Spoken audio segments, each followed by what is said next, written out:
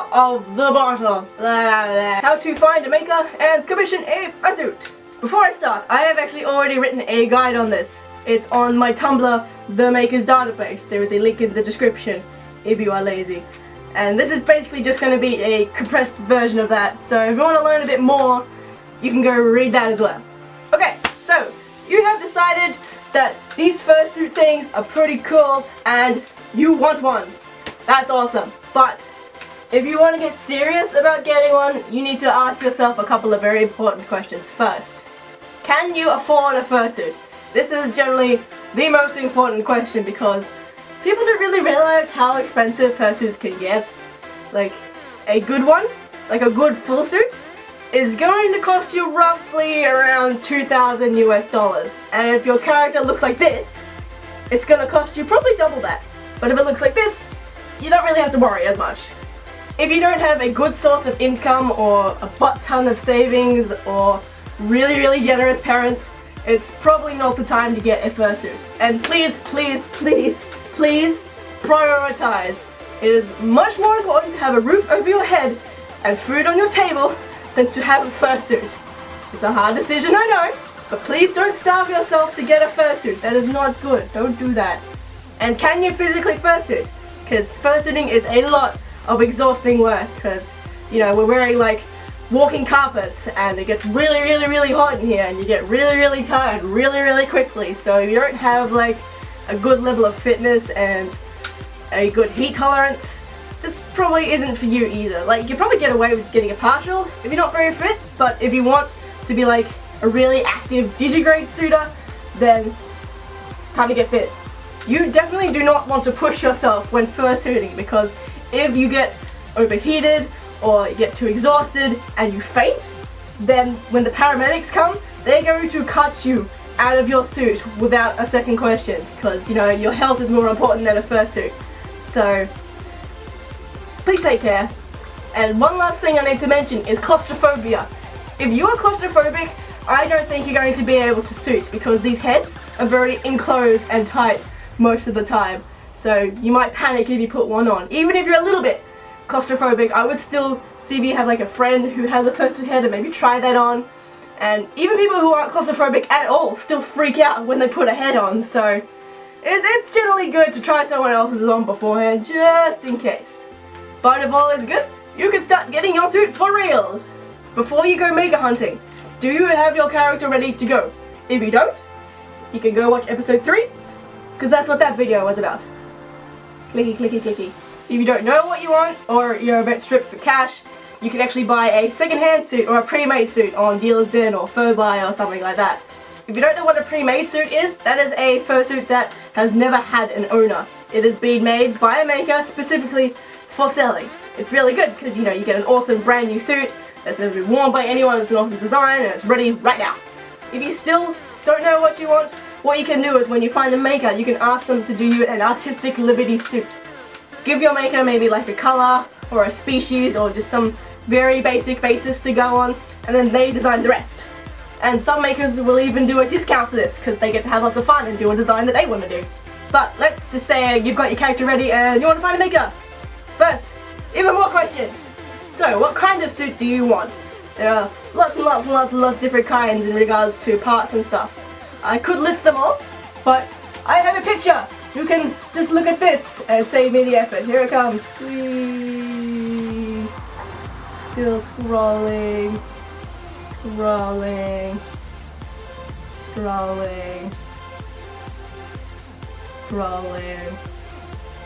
You done reading? Get it? Are we good? Leave it there for a little longer so you can read it all.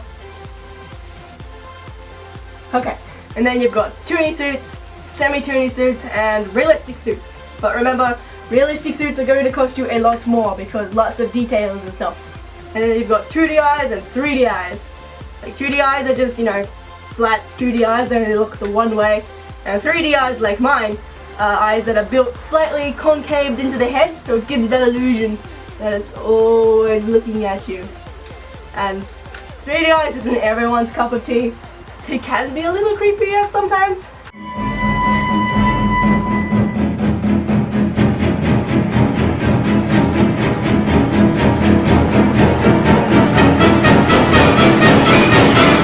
Once you've decided that, we get to do the actual finding a maker bit. Yay! Where do we find these makers? You remember that makers database thing I mentioned before? You can look there. I would get a lot of questions asking things like, where's a good way to find a maker? What maker do you suggest? What makers do you know? Yada yada yada. Stop! Okay? So I made this archive on Tumblr. It is a visual guide of all the fursuit makers that I've ever come across and know of that are actually active. Because nothing is more annoying than finding an awesome maker and an awesome list of makers and you go click on them and half of them don't even make suits anymore. And then you got lots of cool tags as well. Like if you want to just look at all the toonie suits, or you want to look at just all the suits of cats, or you want to look at all the makers that are in the UK, you can do that. And then on each post, it's got like all the links and stuff to contact your maker. And yeah, there's over 150 makers on there at the moment, and it's always getting updated, so keep an eye on it. Other good ways to find makers is, one of my favorites is looking up fursuit parades on YouTube. So like, I don't know, go look up whatever the last con was and be like, con fursuit parade. And you can watch all the awesome suits march past you, so you get to actually see them in action and moving and performing. So it gives you a really good idea of what that maker's suits are like. And then if there's a suit there, you want to find out who the maker is, you gotta do a little bit of research. So like, if you saw me going past, like, oh wow, that's a cool blue suit, I think it's kangaroo, I wonder who made it. You can go to Google and be like, big, turny blue kangaroo fursuit, and it'll come up with stuff. Or, you know, click on images and think, oh look, there's the picture of the suit I want, let's click that. Oh look, that took me to the Instagram, let's click that. Oh look, it says morefurless, that must be who made it. And one other way to find makers is like go on Fur Affinity and Tumblr and other stuff and look up pictures that are on the Fursuit tag, because that's where everyone posts their fursuit pictures. And then you can look at those, and then if there's one you like, you can click on the picture, then like click on their profile, and usually people will list who made the suit on their profile. If you find a suit and you are absolutely stuck on who the maker is, no matter what you do, you cannot find them, come to me. I'll try and find them for you. There's a link to my Fur Affinity in the description, and you can send me a note there, and I will use my sleuthing skills to find the maker for you. One last thing to do before setting your maker in stone is check out Fursuit Critique on Ep4. This is a really awesome page dedicated to fursuit reviews from the people who have bought them. You need to look at a maker's reviews because some makers' looks can be really deceiving. Like, sure, it might look perfect and awesome, but maybe it's really restrictive in the movement, or maybe there's hot glue in the head that digs into the side of your cheek, or maybe the makers were really rude in their emails. Like, there's lots and lots of things you need to consider. If there are no reviews for a maker you're considering, what you can do is see if you can find like a Fur Affinity page of a previous customer and send them a note. Just be like, hey, I was considering commissioning this maker. Can you tell me your thoughts on them, please? Thank you. So you've looked at all these makers and you found one that you're pretty set on. Awesome, now pick another one. Some makers, especially the really popular ones, they can't just accept every single commission they get. Otherwise their waitlist would be like a bajillion years long. So there is a chance that your commission could be rejected. So pick a backup maker or two just in case. And now it's time to play the waiting game, because odds are the maker you've chosen, their commissions are going to be closed. You can confirm this by looking on their website or their Fur Affinity. There'll generally be a big thing that says closed for commissions. In this time you can still send them emails about other inquiries and things, but do not send them one regarding a commission, because if they're closed it would be very disrespectful to ignore that, and they might purposely not take your commission because you were a jerk. When they're gonna open varies a lot from maker to maker, but on average I'd say every 6 to 12 months-ish.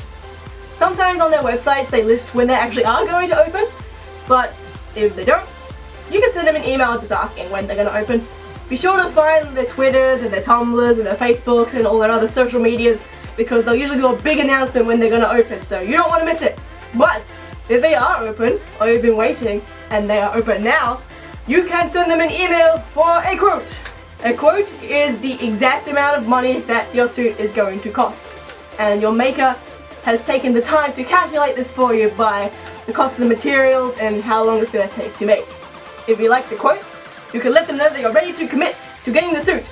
If you don't like the quote, or you have decided to go with another maker, let them know. Don't leave them hanging. This maker has taken their time to calculate the commission and possibly even reserve a slot for you, and then you don't go back to them. That's kind of a dick move. So be polite, thank them for their time, and let them know that you will not be going through with the commission. But if you are going through with the commission, the maker will usually need like a 30% down payment to confirm your slot. This 30% generally goes towards buying materials and it is not refundable. And then they'll give you a time frame of which you need to pay off the rest of the suit. Some makers will even let you do like monthly pay plans, so like you can pay off $300 a month or something like that.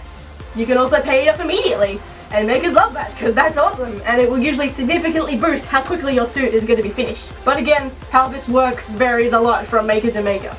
Next, your maker is going to require some measurements.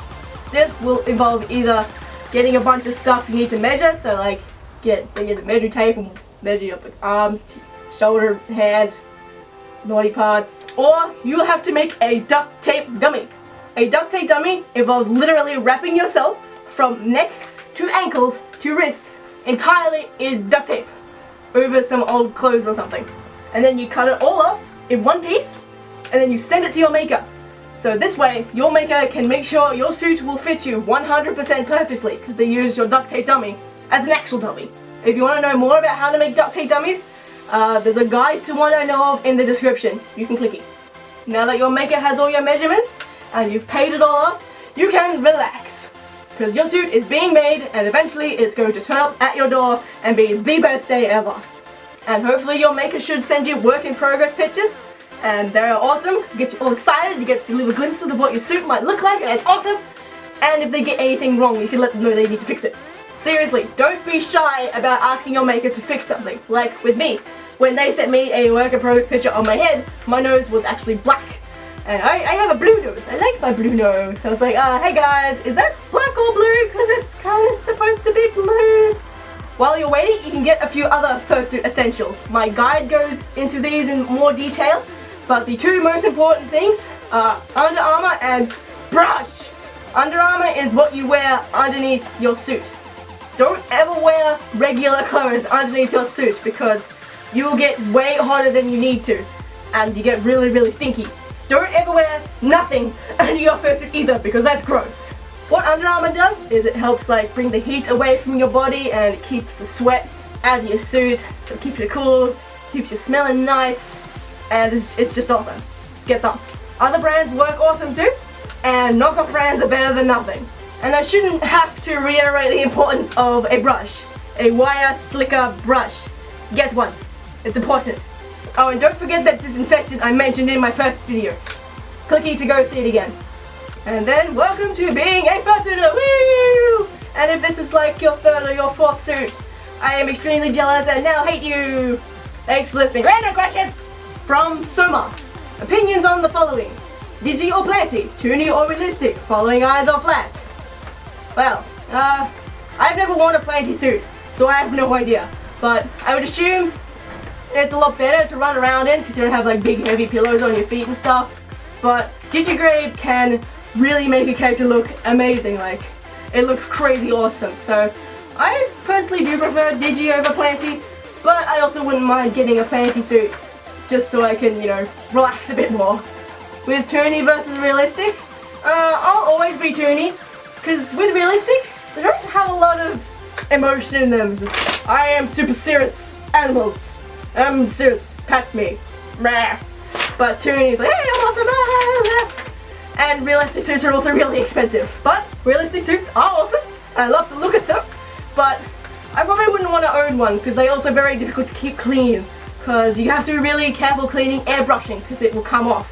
And following eyes versus flat. I'll always love my following eyes because, you know, it's really, really good for photos. You're always looking at the camera as well, and I can creep out lots of people. It's lots of fun. But at the same time, 2D eyes are awesome because then you can actually look at one thing.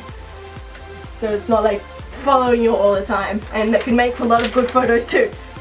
So they're both awesome. It's just about personal preference. I personally prefer 3D. From Panda Wonder Harvey. Question. How long does it take to make a Fursona? That's like, how long is a piece of string, you know? Like, you can make one Fursona and then leave it forever, but then you've got other people whose Fursonas are always changing. Like, they're always adding different things, so it really doesn't matter. You can keep the same one, you can always change different things, it's up to you. I like to keep them the same so that when I get art of them, I don't have to change my Fursona and be like, oh, this art isn't me anymore, blah. But up to you. From Shall Music FX, what are your thoughts on suits made of canon copyrighted characters, i.e. MLP, FNAF, Pokemon, etc.? They're awesome, nothing wrong with them. Like, I don't know if you mean like suits of actual canon characters or fan characters, but both are awesome. Like, fan characters, cool, go nuts. Canon characters, this is cosplay, and cosplay's awesome. From Star Peach, have you ever thought of making a furry character ask blog? I kind of already do. I have an Ask FM. You can click it in the description and you can ask me stuff. Ask FM is good because you don't need an account and you can be anonymous if you really want to. So feel free to ask me stuff there and I can answer that in my videos too. While I'm here, I might as well plug all my other social medias. I have Tumblr, Twitter, Instagram, Facebook, Fair Affinity. I think that's all of them. If I forget any, I'll put a note here. From Blaze Tail X Realm, how do you suit in public without the cops coming for you? This is actually a really good important question because it is very easy to fursuit at the wrong place at the wrong time and have the cops called on you. If you go to fursuit in a public place such as like a shopping center or you want to go bowling or ice skating, you need to ring up the place beforehand because if you turn up there and then you just start getting a suit and doing your thing, they're gonna throw you out because they don't know what's going on. Especially with shopping centers, because if you go into a shopping center with your face concealed, that's considered as a threat and they will kick you out. Most places will be fine with it as long as you ring them beforehand. Shopping centers not so much, but yeah, bowling, ice skating, ring them. And then places like parks are generally okay, you don't have to ring those, but you know, follow the general fursuit etiquette, like don't go running up to people like don't terrorize the kids, and don't do anything murray-purry in public, because that's gross. So, yeah. It also helps if you have lots of humans around, so then they can explain to other people what's going on, because you get lots of parents coming up like, hey, my kid's playing with a giant dog. What is this? From Cedar, the Angel Dragon, what is the hardest part of owning a full suit? By far, the travel. Oh, this is so annoying. So, especially with full digigrade suit and my giant tail, I have to use 2 massive suitcases to port my suit anywhere I need to go. So if I need to get a lift from someone, I have to be like, hey, can you fit me and one really fat person into your car? From Snowy Sylveon, I'm fairly sure in the past you've said Pocari isn't your Fursona. That's just a character you made because you like to drink and wanted a character fursuit. If he isn't your Fursona, do you actually have one? Yes, I do. I have 3 Fursonas. My main one is a Dezu, the Tasmanian Devil. Then I've got Laku, the She-Lock, which is kind of like a wolf dragon. And then I've got Audra, who is my transforming one that can be any species I want, so I don't end up with like 50 bajillion characters. From Lex to X3. So I'm new to the furry fandom and I really want a fursuit, but my parents are against the whole idea of furries. What should I do? Well, to begin with, it's very rare that anyone under the age of 18 gets a suit that they didn't otherwise make themselves because of how expensive they are. But if you still really want to get a fursuit and your parents, you just cannot convince them that furries are okay and they're really stuck on the whole murray-purry idea of them, you're just gonna have to wait till you move out. That's all I can say. Because, you know, it's their house, they feed you, they raised you. At least respect their do's and don'ts, even if they are a bit silly sometimes. So, just wait till you move out. That's all the questions for today. Thank you so much for watching. Please leave me more questions. I don't know when the next episode is going to be, or what the topic is going to be, so feel free to leave me suggestions for that as well. But yeah, until then, see you next time. Bye!